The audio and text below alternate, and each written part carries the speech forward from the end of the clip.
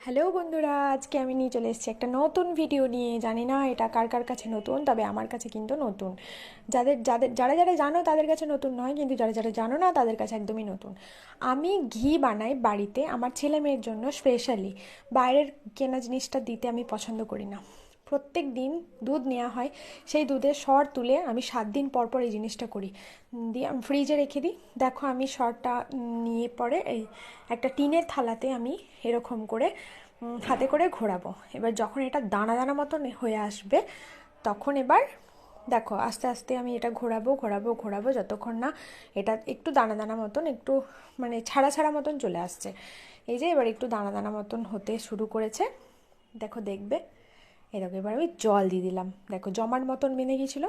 এবার জল দিয়ে একদম খুব সোজা পদ্ধতিতে বাড়িতে আমি ঘিটা বানাই। এবার জল দিয়ে দিলাম, দেখো ওপরে ভেসে উঠলো, দেখলে সরের কিছুটা অংশ ওপরে ভেসে উঠলো। এবার ওই ভাসা অংশটা আমি তুলে নেব অন্য একটা পাত্রে। আমি তুলে নেব।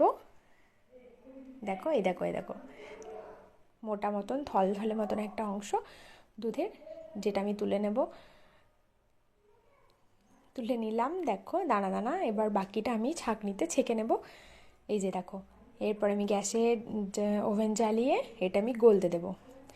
এবার গলে যাবে, ভালোভাবে ফুটে যাবে, লাল লাল মতন হয়ে যাবে। ঘি রেডি, দেখো এক্ষুনি হয়ে যাবে, বেশিক্ষণ সময়ই লাগবে না। এটা ফুটে ফুটে একদম, এটা আমি ঢাকনা দিয়ে দেবো, যাতে এটা ফুটবে তো চারিদিকটা হবে, সেজন্য ঢাকনা দিয়ে আমি ঢেকে রেখে দেবো, তাহলে ভেতরের মধ্যেই পড়বে, বাইরে উপছাবে না। তোমরাও বাড়িতে কিন্তু ট্রাই করবে, দেখবে ভালোই হয় ঘি। এই দেখো ঢাকনা দিয়ে দিলাম। এবার ঢাকনা দিয়ে আমি ওটা অল্প মিডিয়াম আছে, এই দেখো এরকম ফেনা কাটবে। ফেনা কাটতে কাটতে এটা একদম জলের মতন হয়ে যাবে, মানে তেলের মতন হয়ে যাবে।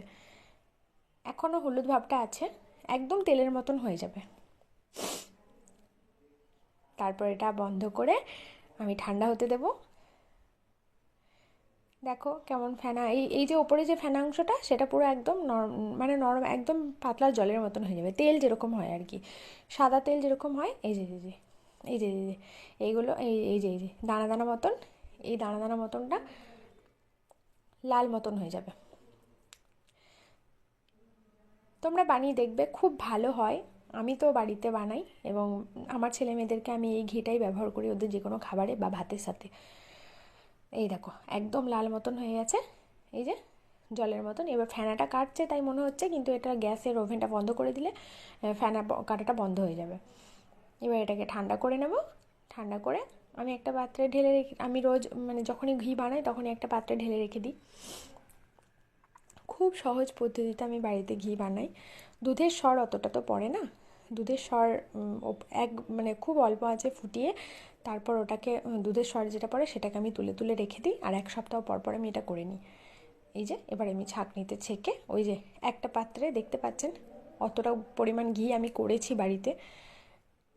এই একটা জিনিসই পারি, নতুন নতুন শিখেছি মায়ের কাছ থেকে, ঠাম্মার কাছ থেকে।